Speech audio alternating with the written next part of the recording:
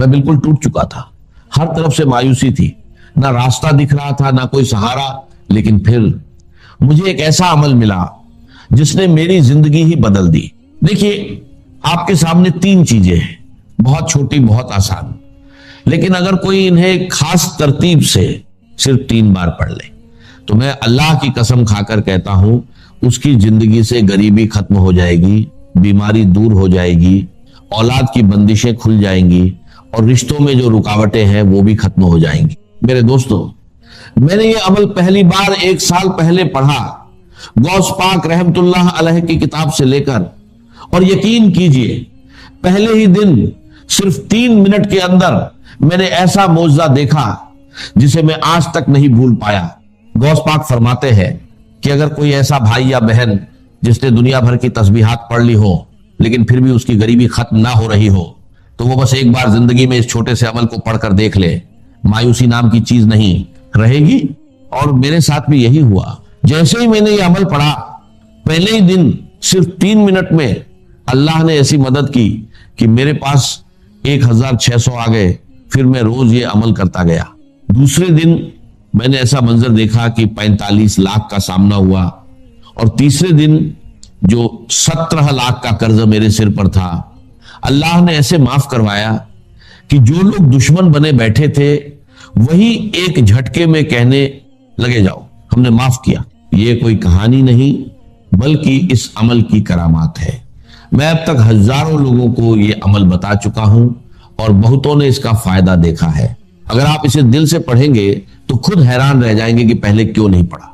मैं यकीन से कहता हूं ये अमल आपकी जिंदगी बदल सकता है, चाहे आप दुनिया के किसी भी कोने में हो। आपको बस इतना करना है, तन्हाई में बैठे दिल को जमा करें, सबसे पहले या रब्बी, फिर या अल्लाहू, और आखिर में या गनी एक खास तरतीब से पढ़ना है। कई लोगों ने सिर्फ कुछ ही मिनटों में इसका असर देखा। घरेलू परेशानियां कम हुई, तंगी दूर हुई और मदद ऐसे आई जहां से उम्मीद भी नहीं थी। अल्लाह जब चाहता है लोगों के दिलों में ख्याल डाल देता है और मदद खुद आपके दरवाजे तक पहुंचती है। अब देर मत करें, किसी भी वक्त तन्हाई में बैठे और सबसे पहले दरूद शरीफ पढ़कर ये अमल शुरू करें। अब अगर कोई भाई या बहन कहता है कि मुझे दरूद शरीफ नहीं आता तो कोई परेशानी नहीं है। अगर आपको दरूद इब्राहिमी भी नहीं आता तो कोई छोटा सा दरूद पढ़ लें, सल्लल्लाहु अलैहि वसल्लम पढ़ लें, या अल्लाहुम्मा सल्ली अला मोहम्मद पढ़ लें। कोई भी दरूद शरीफ पढ़कर इस अजीम अमल की शुरुआत कर लें। और सुन लीजिए, बार बार वीडियो को काटने से, स्किप करने से कुछ हासिल नहीं होगा। अगर अपनी मर्जी से चीजों को अधूरा छोड़कर आगे बढ़ोगे तो बहुत आगे निकल जाओगे, और इतना आगे निकल जाओगे कि फिर वापस नहीं आ सकोगे। इसलिए एक बात को गौर से समझो। अगर वाकई पढ़ना चाहते हो, मेरे गरीब, मेरे बीमार भाइयों और बहनों, अगर जुल्म है, ज्यादती है, कर्ज है, बीमारी है, गुर्बत है, जादू है, बंदिश है, बदनजरी है, या कोई भी परेशानी है, दुनिया की हर मुश्किल के लिए मेरा 5 मिनट का चैलेंज है। अगर 5 मिनट के बाद तुम्हारी जिंदगी में 80% तब्दीली ना आ जाए, तुम्हारी जिंदगी में सुकून और खुशियों के ढेर ना लग जाएं, तो फिर मुझे कहना, और अगर कुछ कमी रह जाए तो अगले दिन पढ़ना, वो भी पूरी हो जाएगी। रोज पढ़ोगे तो फकीर से बादशाह बन जाओगे। मैं गारंटी से कहता हूं, एक ही दिन में जिंदगी बदल जाती है।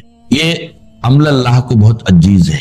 और देखो, ये सामने वजीफे है, या रब्बी, या अल्लाहू, या गन्नीयू हो सकता है तुमने पहले भी पढ़े हो, लेकिन जो तरतीब में आज तुम्हें बताने जा रहा हूं वो तुमने कभी नहीं सुनी होगी। सिर्फ 20 सेकंड का काम है। दिन में, शाम में, रात में, किसी भी वक्त पढ़ सकते हो। लेकिन मैं दावे से कहता हूं, इस अमल को पढ़ने के बाद खुदा की कसम, जो लोग तुम्हें ताने देते हैं, जो कहते हैं कि तू दर दर की ठोकरें खाएगा, तू लोगों के आगे हाथ फैलाएगा, रब्बे काबा की कसम, पूरे मोहल्ले में सबसे ज्यादा अमीर तुम होगे, पूरे खानदान में सबसे ज्यादा मालदार तुम होगे।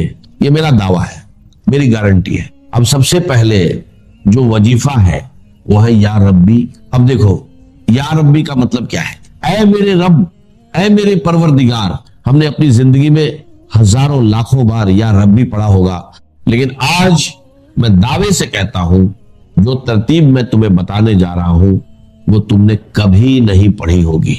या रब्बी या रब्बी या रब्बी, इस तरह तो बच्चा बच्चा पढ़ता है, लेकिन इससे कुछ हासिल नहीं होता।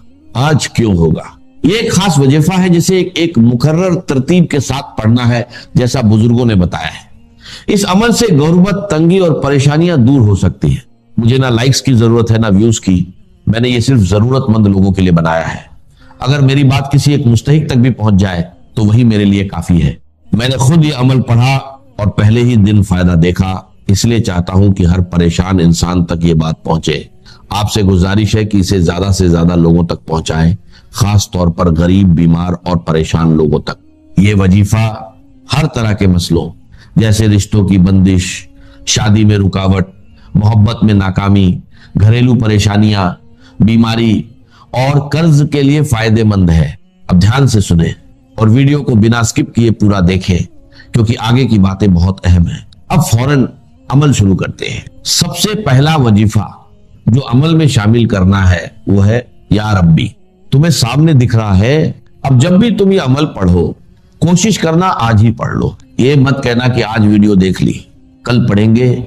जितनी देर करोगे उतना अपना नुकसान है, मेरा कुछ नहीं जाएगा, मैं तो बताकर चला जाऊंगा। बस एक बात याद रखो, अभी पढ़ो, अभी मिलेगा। ये एक ऐसा अमल है जो फौरन असर दिखा सकता है।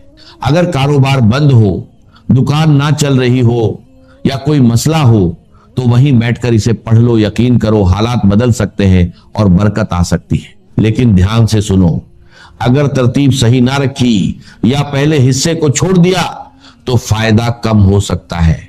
इस अमल के लिए कोई दिन या वक्त की पाबंदी नहीं, मगर इसे तन्हाई में और पूरे दिल से पढ़ना जरूरी है।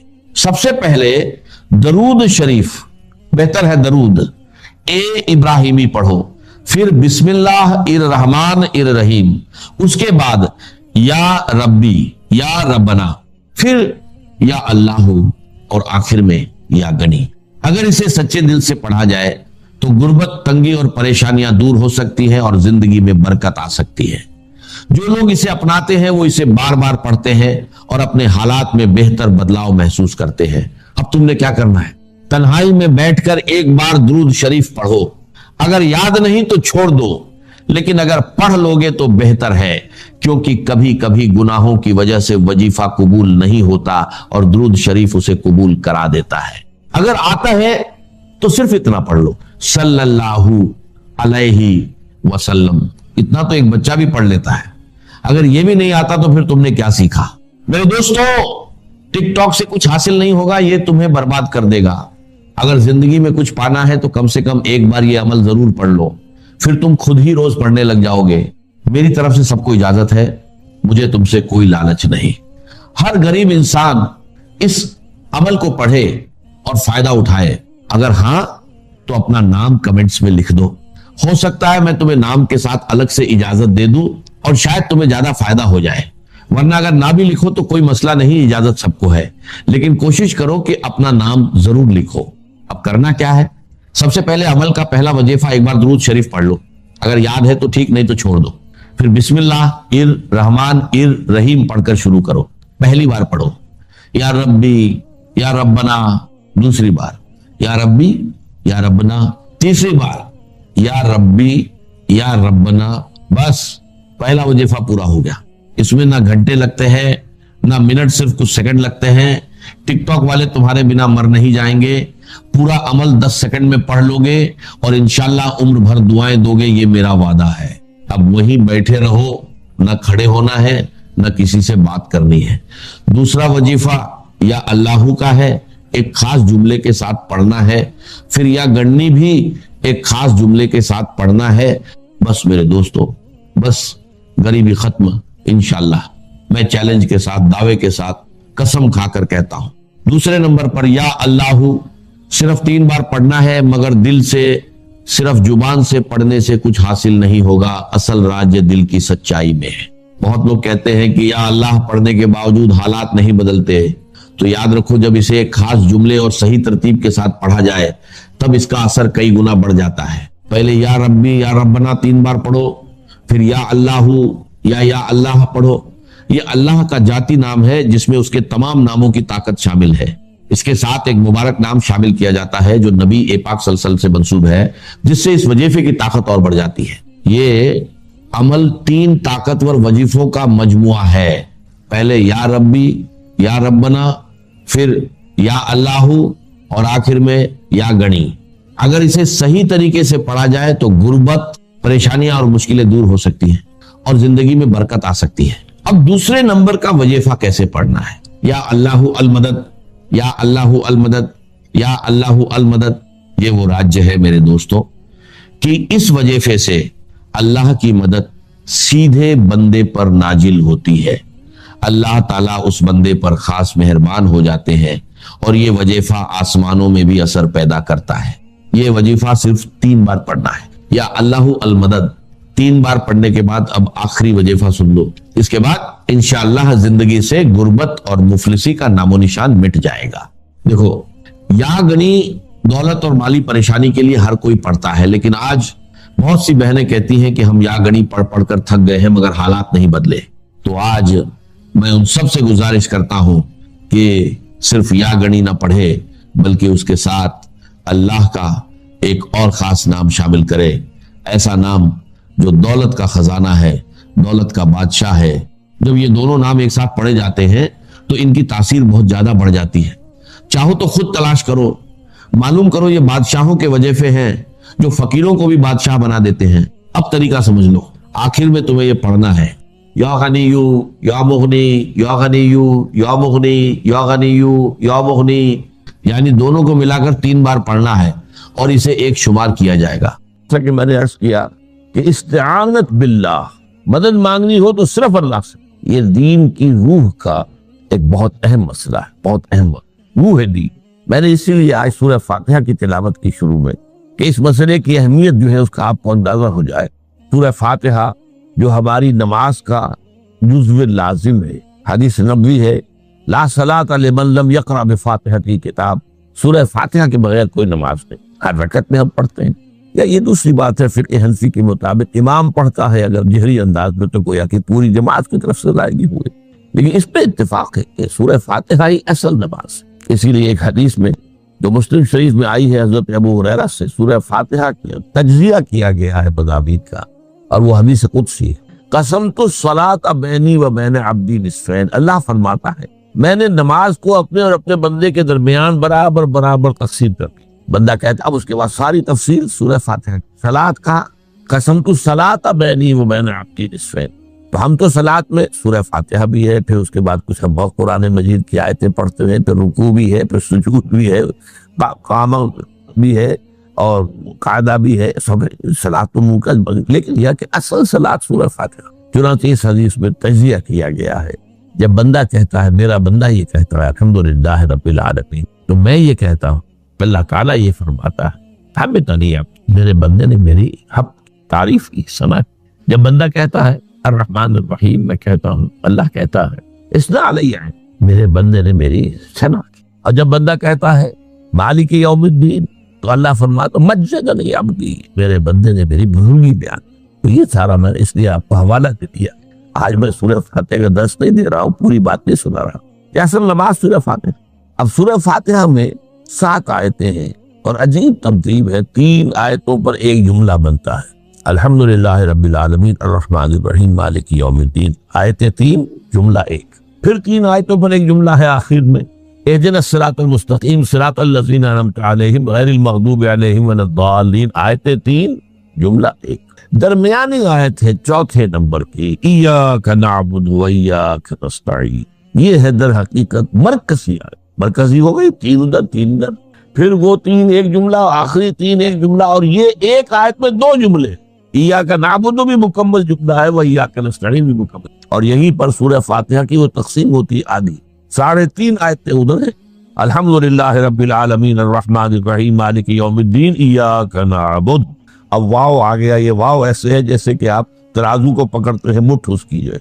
अब 3.5 आयतें हैं, व इय्याका नस्तईन इहदिनस सिरातल मुस्तकीम सिरातल लज़ीना अनअमता अलैहिम गैरिल मग़दूबि अलैहिम वलद्दालीन। ये जो मरकजी आयत है इसमें 2 बातों का जिक्र। इय्याका नअबुदु, एक तो हम इकरार करते हैं कि अल्लाह हम सिर्फ तेरी ही बंदगी करते हैं और करते रहेंगे। ये हाल और माजी, हाल और मुस्तकबिल दोनों को मोहित है।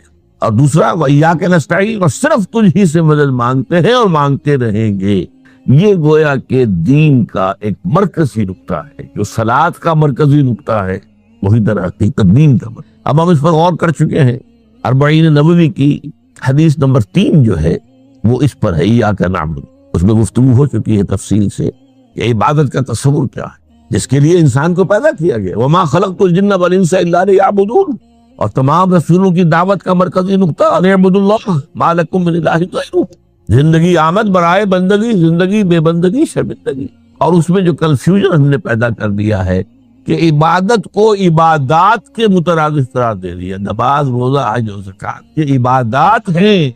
वो इबादत जिसके लिए हमें पैदा किया गया है वो ये चीजें नहीं है, वो है पूरी जिंदगी में हमा तन, हमा वक्त, हमा जहद अल्लाह की ताअत। हर वक्त नमाज तो नहीं पढ़ी जाती, हर रोज रोजा तो नहीं रखा जाता। ये जो कहा कि मैंने सिर्फ तुम्हें पैदा ही इसलिए किया कि मेरी इबादत करो, तो इबादत से मुराद ये चीजें नहीं हो सकती। ये दर हकीकत उस इबादत के लिए सपोर्ट्स, जैसे 4 सतून है उन पर छत है, छत को सपोर्ट देने के लिए सतून है।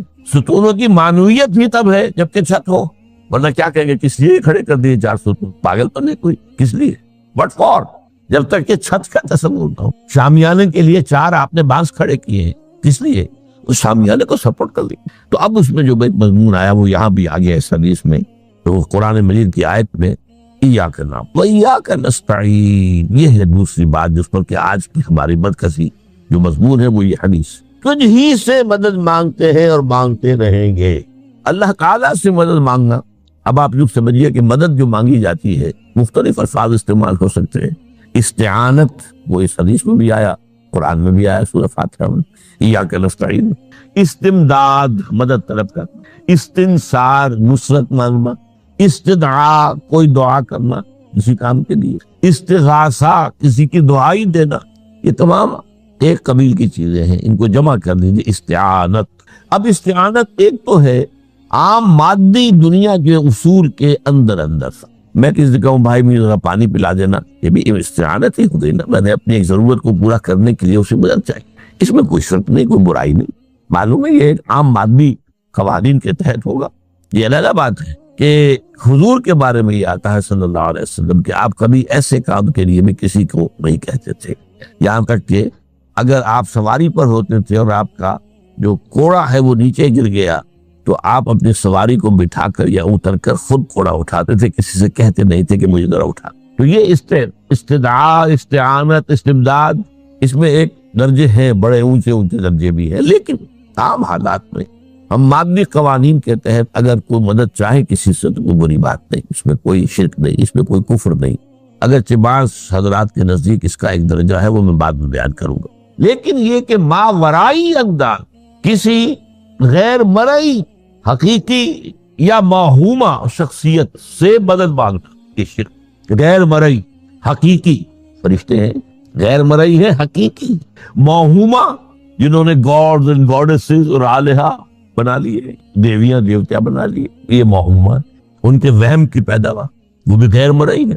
वो उनकी उन्होंने तस्वीरें बना दी हैं पूजने के लिए, लेकिन वो ये कहते हैं ये तस्वीरें जो हमने बनाई है या ये मुजस्समे बनाए हैं, बुत बनाए हैं, ये सिर्फ तवज्जो के इर्तिकाज के लिए है, ताकि पूरा मुराकबा कर सके, हम अपनी तवज्जो को मरकूज कर सके। हमें भी पता है कि इन बुतों में कुछ नहीं है।